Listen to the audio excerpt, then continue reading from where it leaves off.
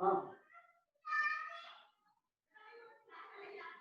हाँ, नहीं बढ़िया चला था, हो गया पूरा।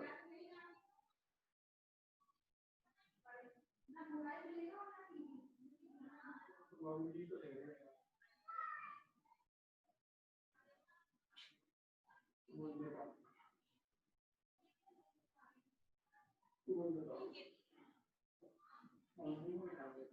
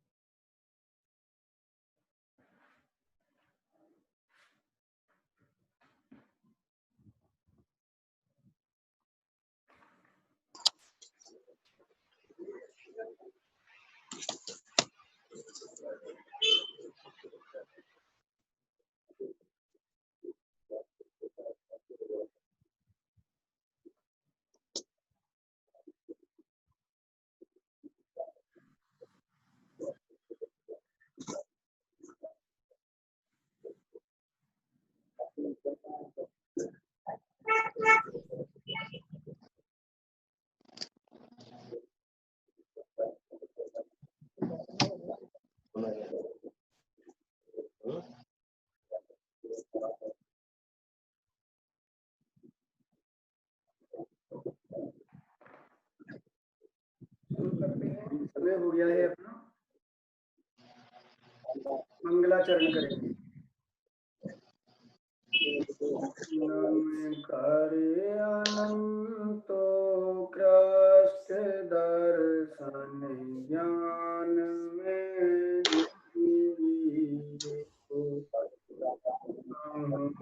हम सार सुकेवली सुत केवली परिकथित को।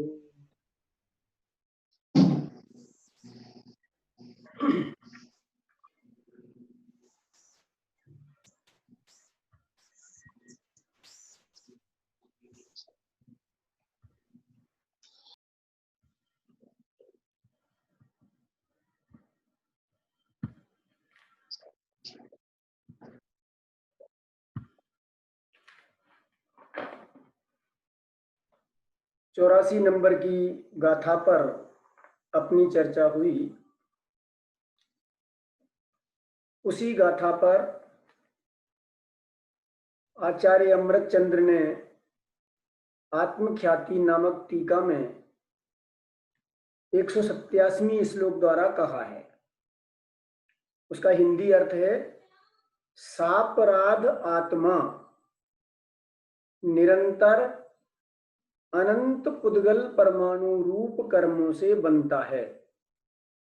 निरपराध आत्मा बंधन को कदापि स्पर्श ही नहीं करता। जो सापराध आत्मा है वह तो नियम से अपने को अशुद्ध सेवन करता हुआ सापराध है। निरपराध आत्मा तो भली भांति शुद्ध आत्मा का सेवन करने वाला होता है।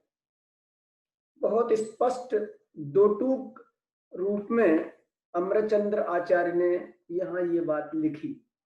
सापराध और निरपराध दशा को अपन ने सुबह में समझाया था कि जो अपने स्वभाव को, स्वरूप को छोड़ करके पर लक्ष्य रूप जो प्रवृत्ति होती है वह वास्तव में सापराध दशा है। और जो अपने स्वभाव के अवलंबन पूर्वक सहज ज्ञाता दृष्टा आनंद सुख का भोग करती हुई जो परिणति होती है वह वास्तव में निरपराध दशा है। तो उसके लिए यहाँ कहा कि जो कोई आत्मा निरंतर अनंत पुद्गल परमाणु रूप कर्मों से बनता है, अपराध करता हुआ आत्मा, अपराध लिखा ना पहले शब्द अपराध, अपराध सापराध आत्मा निरंतर अनंत पुद्गल परमाणु रूप कर्मों से बनता है। अर्थात जो पर में प्रीति करता है, पर का लक्ष्य करता है, 24 घंटे पर को ही अपनी रूप मानता है, पर से ही अपना सुख दुख मानता है, उसके लिए यहाँ आचार्य देव कहते हैं कि वह सापराध आत्मा है। वह निरंतर अनंत पुद्गल परमाणु रूप कर्मों को बांधता है और फिर उनका उदय आता है, तो फिर ये देह आदि गति आदि संयोगों की प्राप्ति होती है। निरपराध आत्मा बंधन को कदापि स्पर्श ही नहीं करता। जो निरपराध आत्मा है, जैसे सिद्ध भगवान है, उनकी परिणति में कभी किसी प्रकार का कोई अपराध अर्थात कोई राग द्वेष मोह की प्रवृत्ति उत्पन्न नहीं होती है। तो जब उनकी परिणति में राग द्वेष मोह की प्रवृत्ति उत्पन्न नहीं होती तो उनके साधी अनंत काल तक, जब से सिद्ध दशा की प्राप्ति हुई है तब से लेकर अनंत काल गुजरने पर भी कभी भी उनको कर्मों का बंधन नहीं होता है।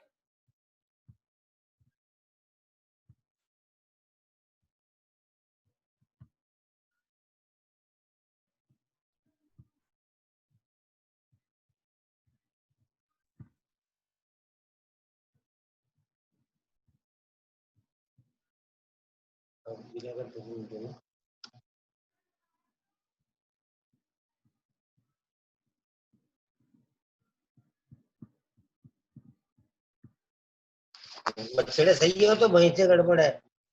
दिख नहीं रहा है मैं सामने चौकुर में बात वहीं से गड़बड़ आपको दिख रहा है। चलिए,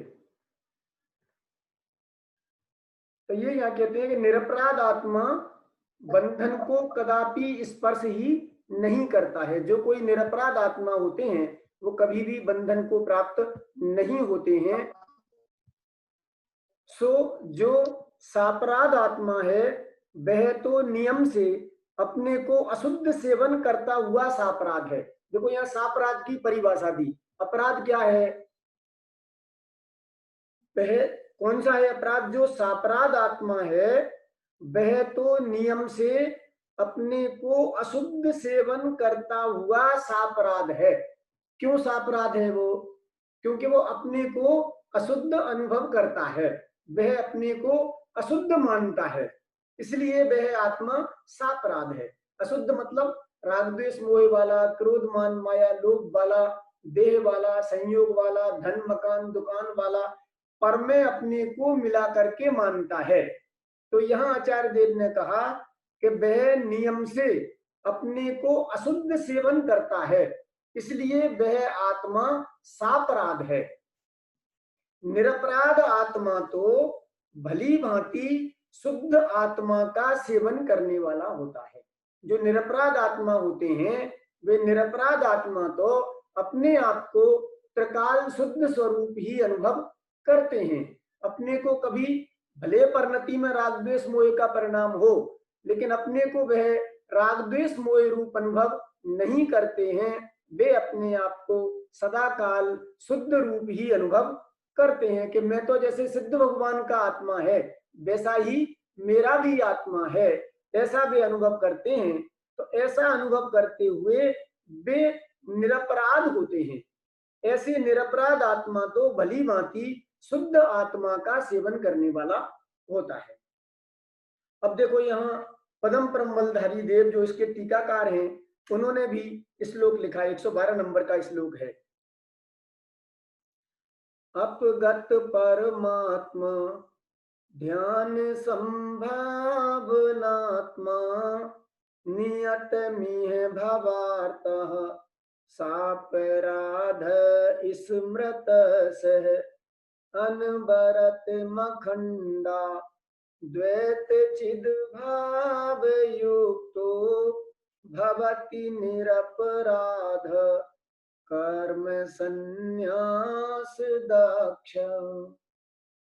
इस लोक में जो जीव परमात्म ध्यान की संभावना रहित हैं, अर्थात जो जीव परमात्मा के ध्यान रूप परिणमन से रहित हैं, परमात्म ध्यान रूप परिणमित नहीं हुआ है, वह भवार्थ जीव नियम से सापराध माना गया है। जो जीव निरंतर अखंड अद्वैत चैतन्य भाव से युक्त है वह कर्म संन्यास दक्ष, कर्म त्याग में निपुण जीव निरपराध है। यहाँ भी बहुत स्पष्ट पदम परमबलधारी देव ने दो टूक में ये कहा कि जो कोई इस लोक में जीव परमात्म ध्यान की संभावना से रहित है, अर्थात अपने आप को शुद्ध रूप अनुभव नहीं करता, अपने आप को अशुद्ध रूप में अनुभव करता है, तो उसके लिए यहाँ आचार्य ने ये कहा है कि जो अपने परमात्म ध्यान की संभावना से रहित है वह भवार्थ जीव नियम से सापराध माना गया है। देखो लोक में वर्तमान में हम यदि किसी से कहें कि भाई तुम तो भगवान आत्मा हो, तो वो समझता है कि ये मेरी मजाक कर रहे हैं। और अभी गुरुदेव श्री ने भगवान आत्मा के गीत गाए तो लोग कहने लगे, मजाक उड़ाने लगे हमें देख करके कि देखो ये भगवान जा रहे हैं। ऐसा भी लोगों ने खूब मजाक उड़ाया है। तो यहाँ ये कहते हैं कि भाई तुम अपने को क्या मानते हो, देह मानते हो कि आत्मा मानते हो? आत्मा तो सदाकाल भगवान स्वरूप है ही, शुद्ध स्वरूप है ही। कमी है तो इतनी सी है कि अब आप अपने आप को वो शुद्ध स्वरूप को जानते नहीं हो, पहचानते नहीं हो, और आचार्य देव कहते हैं तो मानते नहीं। गड़बड़ कहाँ हो रही है?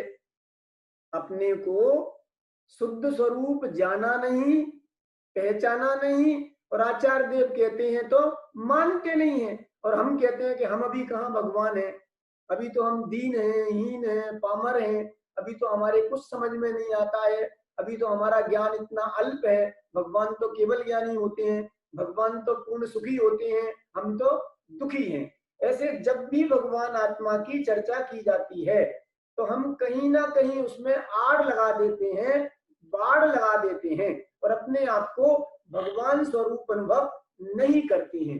तो वो आचार्य ने यहाँ लिखा कि जो कोई जीव परमात्म ध्यान रूप परिणमन से रहित हैं, अर्थात अपने को स्वीकार भी नहीं करते हैं कि मैं परमात्मा हूं, और अपने आप को दीनहीन पामर ही मानते हैं, तो आचार्य देव कहते हैं कि वे सापराध हैं, अपराधी जीव।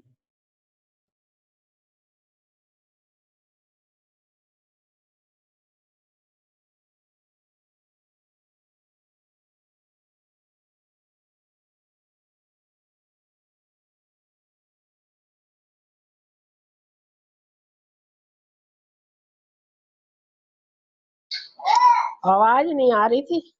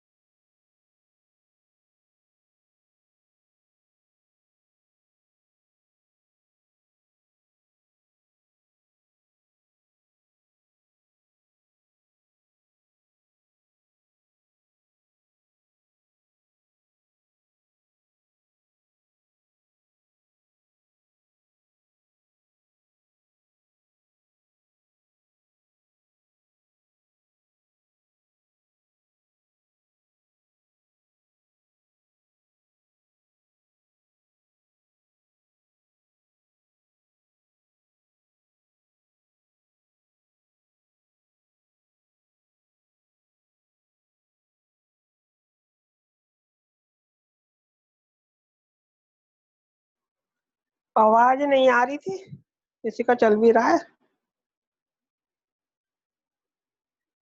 आवाज नहीं आ रही है, किसी को भी नहीं आ रही है। वेट अच्छा, कर रहे हैं, वेट सॉरी, कर अभी रहे हैं। ठीक है, आएगी, ठीक है, थैंक यू, थैंक यू। अभी आएगी आपको, अभी आ रही है, अभी हाँ आवाज। जी, अब आ रही है, हाँ, अब आ रही है। हाँ।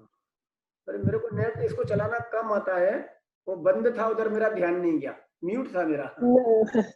हाँ, मेरे को ऐसा लगा मेरे पे नहीं आ रही।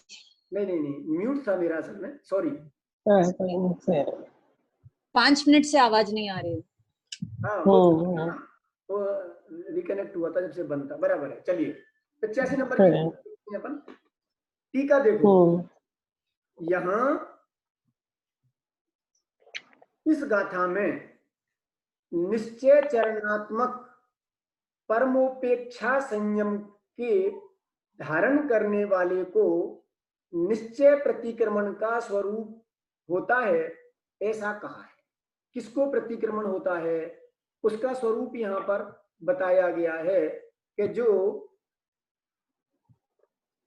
परमोपेक्षा संयम को धारण करते हैं। परमोपेक्षा का क्या अर्थ है, यहाँ हमें किसी द्रव्य के प्रति उपेक्षा हो कि ये मुझे मिलना चाहिए, इसकी मुझे प्राप्ति होना चाहिए, उसका मतलब है अपेक्षा। उसका तो क्या मतलब हुआ, अपेक्षा करना। और उपेक्षा किसे कहेंगे कि हमें उससे कोई प्रयोजन नहीं है। तो इसमें परम शब्द और लगाया, परमोपेक्षा, यानी बिल्कुल उत्कृष्ट रूप से जिनकी परिणति में परद्रव्यों के प्रति उपेक्षा का परिणाम हो गया है, परद्रव्यों के प्रति रंच मात्र भी कोई अपेक्षा जिनको नहीं रही है, ऐसे जो कोई परमोपेक्षा संयम यानी समता भाव को धारण करने वाले। संयम का यदि अपन शाब्दिक अर्थ करें, सम प्लस यम, दो शब्दों से बनकर के संयम होता है। यम यानी जीवन भर के लिए और सम यानी समता भाव। तो जिनकी परिणति में जीवन भर के लिए समता भाव की प्राप्ति हो गई है, उसको कहते हैं संयम। अब उसको यदि पूरे जीवन के लिए नहीं होता तो कुछ नियम पूर्वक, जैसे हम सामायिक आदित करके स्वरूप में स्थिरता करते हैं, उसको भी संयम कहते हैं। तो यहाँ ये कहा इन्होंने कि निश्चय चरणात्मक, अर्थात निश्चय आचरण करता हुआ। निश्चय आचरण किसे कहते हैं, अपन ने प्रारंभ में भी परिभाषा दी थी। अपने स्वरूपाचरण चारित्र को वास्तव में चारित्र कहते हैं, उसी का नाम निश्चय चारित्र कहलाता है, बाकी का व्यवहार चारित्र कहलाता है। छेड़ाला में भी अपन देखते हैं, छेड़ाल को अपन यदि देखें तो छेड़ाला में भी ये देखने को मिलता है कि पहले तो उन्होंने व्यवहार चारित्र का वर्णन किया, 28 मूल गुणों का 10 धर्मों को धारण करते हैं, और फिर कहा यूं है सकल संयम चरित सुनिए स्वरूपा चरण। अब जो 28 मूल गुण के पालन आदित की क्रिया है वो तो व्यवहार चारित्र है, और निश्चय चारित्र क्या है कि जो स्वरूपाचरण चारित्र है वो निश्चय चारित्र कहलाता है। तो यहाँ उस निश्चय चारित्र की बात है कि निश्चय चरणात्मक परमोपेक्षा संयम के कारण, परमोपेक्षा संयम, संयम यानी परिणति में समता भाव हो गया, और पर पदार्थों के प्रति, पर द्रव्यों के प्रति उत्कृष्ट रूप से उपेक्षा का भाव जिसके चित्त में वर्तता है, ऐसा परमोपेक्षा संयम के धारण करने वालों को निश्चय प्रतिक्रमण का स्वरूप होता है, उन्हीं को निश्चय प्रतिक्रमण होता है, ऐसा कहा गया है। निश्चय से परमोपेक्षा संयम वाले को शुद्ध आत्मा की आराधना के अतिरिक्त सब अनाचार है। अब कोई विशेष इसमें अपनी काफी चर्चा पीछे चल चुकी है, आप पढ़ेंगे तो आपको समझ में आएगा क्या कह रहे हैं यहाँ। नियम से परमोपेक्षा संयम वाले को शुद्ध आत्मा की आराधना के अतिरिक्त सब अनाचार है। आचार और अनाचार की परिभाषा यहाँ पर दे रहे हैं। तो क्या परिभाषा दी यहाँ आचार अनाचार की, कि जो कोई परम उपेक्षा संयम वाले हैं उनके लिए शुद्ध आत्मा ही एकमात्र आराधन करने योग्य होता है। जो कोई अपनी शुद्ध आत्मा की आराधना को छोड़ करके अन्य की आराधना करता है वह जीव वास्तव में अनाचरण रूप प्रवर्तन करता है। इसलिए सर्व अनाचरण को छोड़कर, अर्थात सर्व प्रभाव रूप क्रिया को छोड़ करके, सर्व प्रभाव रूप प्रवृत्ति को छोड़ करके सहज चिद विलास लक्षण निरंजन निज परमात्म तत्व की भावना स्वरूप आचार में जो सहज वैराग्य भावना रूप परिणमित हुआ स्थिर भाव करता है वह परम तपोधन ही प्रतिक्रमण स्वरूप कहलाता है, कारण कि वह परम समरसी भावना रूप से परिणमित हुआ सहज निश्चय प्रतिक्रमण है। वो परम समता भाव रूप परिणमन करता हुआ सहज ही निश्चय प्रतिक्रमण स्वरूप होता है। क्योंकि अपन ने प्रारंभ में ही प्रतिक्रमण की परिभाषा दी थी कि जो अपने स्वभाव के अवलंबन पूर्वक सहज ज्ञाता दृष्टापना भाव सुख आनंद शांति रूप जो परिणति है, उसका नाम वास्तव में निश्चय कहें या परमार्थ कहें, वो प्रतिक्रमण कहलाता है। तो उसकी यहाँ पर चर्चा है कि जो कोई परद्रव्य के प्रति लक्ष्य छोड़ करके अनाचार को छोड़ देता है, उसी का नाम अनाचार है। परद्रव्य का लक्ष्य करना, उसी का नाम वास्तव में अनाचार कहलाता है। जो कोई जीव पर का लक्ष्य छोड़ करके अपने स्वभाव का अवलंबन लेता है, ऐसा परमात्म तत्व की भावना स्वरूप आचार में, उसके लिए कोष्टक में कहा परम तपोधन, जो अपने परमात्म स्वरूप की भावना रूप आचार में लीन रहता है, वह परम तपोधन है। कैसा है वह? सहज वैराग्य भावना रूप से परिणमित हुआ स्थिर भाव करता है। सहज वैराग्य भावना, पर के प्रति जिसके चित्त में सहज विरक्ति का परिणाम चलता है। कोई बाहर की दशा होवे, लेकिन उसके बारे में जिसको कोई लंबा चिंतन नहीं होता है, और वह तुरंत अपनी परिणति को, उधर से लक्ष्य को हटा करके अपने स्वरूप का अवलंबन करता है, ऐसा सहज वैराग्य भावना रूप से परिणमित हुआ जीव स्थिर भाव करता है, वह परम तपोधन ही प्रतिक्रमण स्वरूप कहलाता है। कारण कि वह परम समरसी भावना रूप से परिणमित हुआ सहज निश्चय प्रतिक्रमण है। क्योंकि जिसके, देखो एक लोक में भी कहावत आती है, जिन्हें कछूना चाहिए बेसाहन के साह, चाह गई चिंता गई मनवा बेपरवाह। फिर से, चाह गई चिंता गई मनवा बेपरवाह, जिन्हें कछूना चाहिए बेसाहन के साह। क्या कह रहे हैं यहाँ कि जिनके मन की चिंता चली गई है, रंच मात्र भी जिनको किसी भी परद्रव्य के प्रति रंच मात्र भी चिंता नहीं रही है, और मन बेपरवाह हो गया कि जो जगत में होना हो सो हो, उससे मुझे कोई प्रयोजन नहीं है। तो यहाँ कहते हैं कि जिनकी चिंता चली गई और जिन्हें कछूना चाहिए बेसाहन के साह, जिनको जगत में कुछ भी नहीं चाहिए, वे ही वास्तव में राजाओं के राजा कहलाते हैं। तो वो यहाँ कहा है कि जो चाहे है वो अनाचरण है, और निज स्वरूप को पहचान करके उसमें परिणति की जो स्थिरता है, वो क्या कहते हैं? वो सम्यक आचरण है, वो स्वरूपाचरण है। तो इसलिए यहाँ कहा कि जो कोई तपोधन सहज वैराग्य भावना वाला जीव आत्म स्वरूप में परिणत होता हुआ स्थिर भाव करता है, वही वास्तव में निश्चय प्रतिक्रमण स्वरूप कहलाता है। देखिए 85 नंबर की गाथा की टीका को पूर्ण करते हुए टीकाकार मुनिराज 2 श्लोक कहते हैं। इसमें कोई प्रश्न रह जाए तो आप बाद में पूछ लेना, क्योंकि अपनी गाथाएं बहुत हैं और क्लासेज अपनी कम हैं, इसलिए अपन थोड़ा सा इसको फास्ट लेकर के करेंगे। यदि इसमें से कोई प्रश्न आपका रह जाए तो बाद में अपन प्रश्न उत्तर करते हैं, उसमें से आप पूछ सकते हैं। इस प्रकार अब इस 85वीं गाथा की टीका को पूर्ण करते हुए टीकाकार मुनिराज 2 श्लोक कहते हैं। 102 श्लोक यहाँ पर टीकाकार मुनिराज ने कहे हैं। हिंदी पढ़ते हैं सीधी अपन।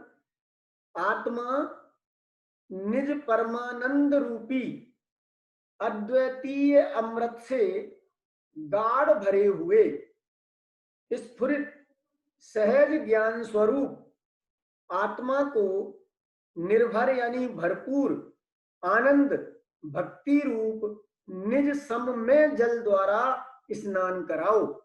प्रेरणा है यहाँ पर, हे भव्य जीवो, तुम यदि सच्चे सुख को प्राप्त करना चाहते हो, तुम दुख को मेटना चाहते हो, तो हे भव्य आत्मा हो, तुम निज परमानंद रूपी अद्वितीय अमृत से गाढ़ भरे हुए, जो लबालब भरा हुआ है, काय से भरा हुआ है? परमानंद रूपी अद्वितीय अमृत से गाढ़ भरा हुआ है, बिल्कुल लबालब भरा हुआ है, और स्फुट यानी प्रकट है, स्फुरायमान है, स्पष्ट प्रकट दिखाई देता है। ऐसे सहज ज्ञान स्वरूप आत्मा को भरपूर आनंद भरपूर आनंद और भक्ति पूर्वक निज सम में जल द्वारा स्नान कराओ। कौन से जल से स्नान कराओ? अपने समता रस रूपी जल से उसको स्नान कराओ। आत्मा को स्नान कराना है। कौन से जल से? देखो, जगत में जल से, गंगा नदी में डुबकी लगाने से पवित्रता मानी जाती है, ऐसा जगत के लोग मानते हैं कि एक बार आप जिंदगी भर आपने पाप किए और एक बार हरिद्वार जाकर के आप गंगा नदी में स्नान कर आएंगे तो आपके सारे पाप धुल जाएंगे। लेकिन यहाँ कह रहे हैं कि पाप ना धुलता है, शरीर से ना पाप होता है ना पुण्य होता है, कुछ भी नहीं है। पानी से क्या धुलेगा? शरीर धुलेगा कि आत्मा धुलेगा? पानी से आत्मा तो धुलता नहीं है। तो आत्मा कौन से पानी से धुलेगा और कौन से पाप से मलिन हुआ है? इच्छा रूपी पाप के कारण से आत्मा मलिन दशा को प्राप्त हुआ है। और धुलेगा कैसे? कि समता रस रूपी जल से, लिखा ना यहाँ पर, सम में जल द्वारा, समता रूपी जल द्वारा उस भगवान आत्मा को स्नान कराओ। बहुत लौकिक अलाप जालों से क्या प्रयोजन, अर्थात अन्य अनेक लौकिक कथन समूहों से क्या कार्य सिद्ध होने वाला है? अर्थात बहुत चर्चाओं से विराम लो और अपने को समभाव में स्थापित करो। जो आत्मा जन्म मरण के करने वाले, सर्व दोषों के प्रसंग वाले अनाचार को अत्यंत छोड़कर, जन्म मरण का करने वाला प्रसंग कौन सा है? वो इच्छा, पर को अपने रूप मानना, पर को अपने अनुकूल बनाने की इच्छा। तो ये जो जन्म मरण के करने वाले जो दोष हैं, उन सर्व दोषों के प्रसंग वाले अनाचरण को छोड़कर, प्रसंग कहो, प्रसंग यानी भली प्रकार से उनकी संगति करना, नहीं उत्कृष्ट प्रकार से उनकी संगति करना। तो यहाँ कह रहे हैं कि उनकी संगति छोड़ो और अपने भगवान आत्मा की संगति करो। समय सार की 204 नंबर की गाथा में आचार्य कुंद ने लिखा कि हे भव्य जीवो, तुम इस भगवान आत्मा में ही संतुष्ट हो, उसी में केली करो, यही तुम्हें सच्चे सुख की प्राप्ति होने वाली है। उन्होंने मूल गाथा लिखी, उसका पद्यानुवाद है, इसमें सदा संतुष्ट बन, इसमें सदा तू तृप्त रे, इसमें ही हो तू लीन उत्तम सौख्य हो जिससे तुझे। हे भाई, हे भव्य आत्मा, यदि तुम्हें सच्चे सुख की प्राप्ति करना है तो तुम इन संसारिक विकल्प जालों को छोड़ दो और निज आत्म स्वरूप में स्थिरता करो। इससे ही तुम्हें सच्चे सुख की प्राप्ति होगी। इसी में तुम स्नान करो, इसी में डुबकी लगाओ, इसी का घोलन गुंटन करो, इसी का अनुभव करो, इसी में केली करो। तुम्हें क्रीड़ा करने की भी बहुत आदत है, तो तुम्हारे लिए यदि कोई क्रीड़ा करने लायक स्थल है तो वह निज भगवान आत्मा ही है। तुम्हें मतलब कौन? पर्याय में, पर्याय में जो पर में क्रीड़ा करता है जीव, निरंतर पर में रत रहता है, तो उसके लिए प्रेरणा दी कि हे भाई, तेरे जो पर में क्रीड़ा करने जाता है तो वह तो दुख का कारण बनता है, इसलिए तू उस पर की क्रीड़ा को छोड़ करके तू अपने स्वभाव में क्रीड़ा कर, तो तुझे उत्तम सुख की प्राप्ति होगी। वो इन्होंने यहां कहा।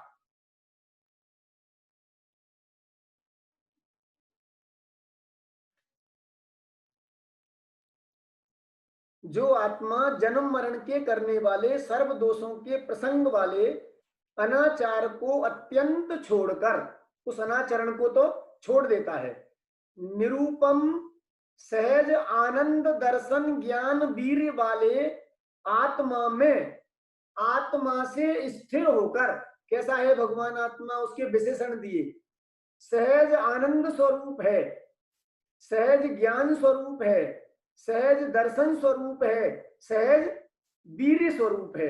अनंत चतुष्टय प्रकट होता है ना, अनंत भगवान को अनंत चतुष्टय प्रकट हो जाता है, अनंत दर्शन, अनंत ज्ञान, अनंत सुख, अनंत बल।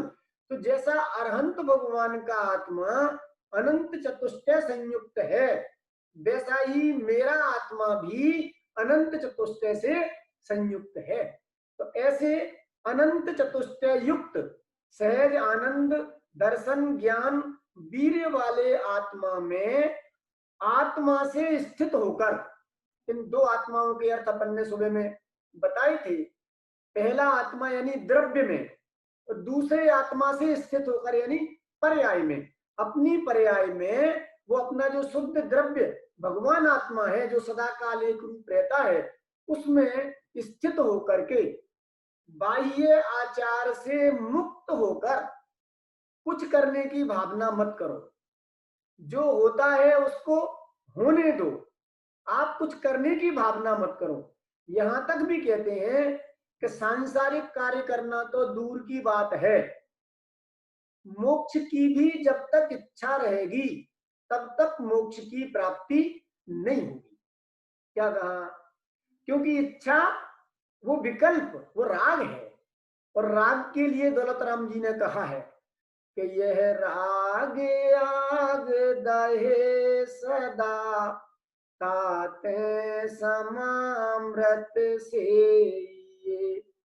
चिर भजे विषय कसाए अब तो त्याग निज पद बे।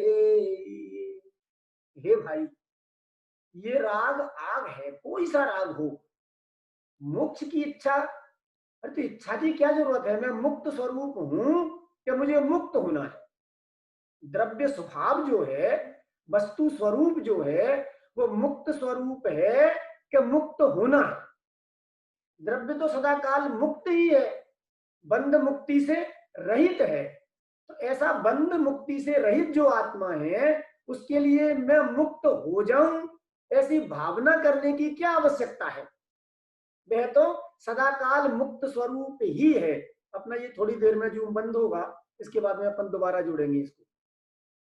तो वो यहां इन्होंने कहा कि ऐसे अपने मुक्त स्वरूप भगवान आत्मा को जानकर, उसके लिए यहां शब्द दिया निरूपम सहज आनंद दर्शन ज्ञान वीर्य वाले आत्मा में आत्मा से स्थित होकर बाह्य आचार से मुक्त होता हुआ, बाह्य आचरण को छोड़ देता है, पर की इच्छा को तोड़ देता है, ऐसा समरस रूपी समुद्र के जल बिंदुओं के समूह से पवित्र होता हुआ, काय से पवित्रता को प्राप्त होता है?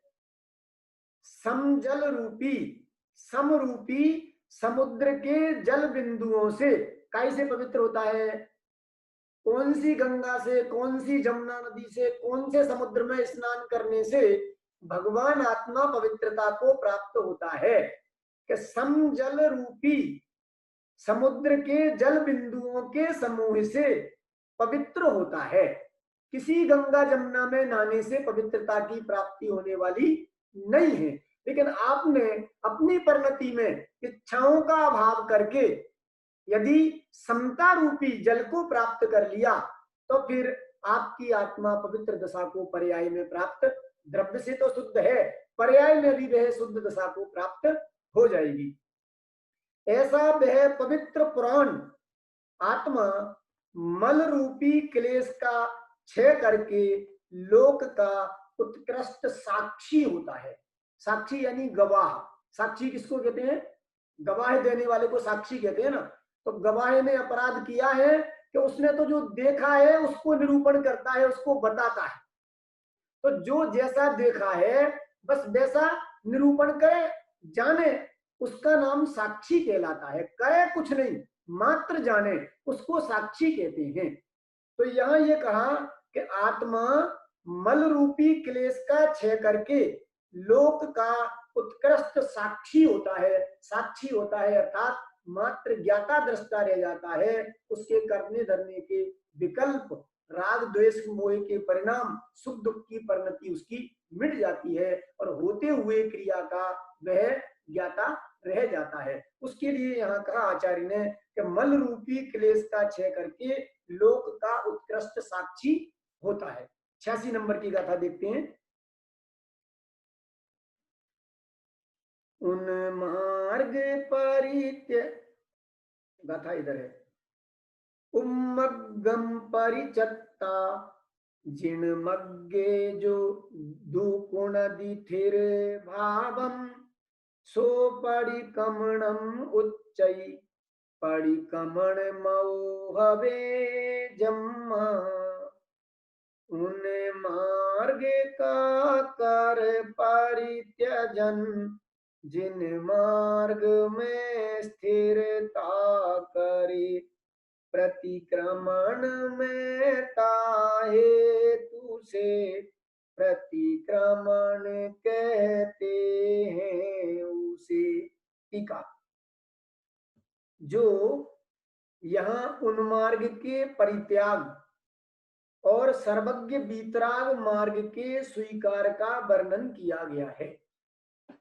अब उन्मार्ग क्या है उसको यहाँ टीका में स्पष्ट करते हैं। देखो, जो शंका, कांक्षा, विचिकित्सा, अन्य दृष्टि प्रशंसा और अन्य दृष्टि संस्तव रूप मल कलंक पंक से विमुक्त शुद्ध निश्चय सम्यक दृष्टि जीव बुद्धादि प्रणीत मिथ्या दर्शन ज्ञान चारित्रात्मक मार्गाभास रूप उन मार्ग का परित्याग करके व्यवहार से 5 महाव्रत, 5 समिति, 3 गुप्ती, 5 इंद्रियों का निरोध, 6 आवश्यक इत्यादि 28 मूल गुण रूप महादेवाधिदेव परमेश्वर सर्वज्ञ बीतराग के मार्ग में स्थिर परिणाम करता है और शुद्ध निश्चय से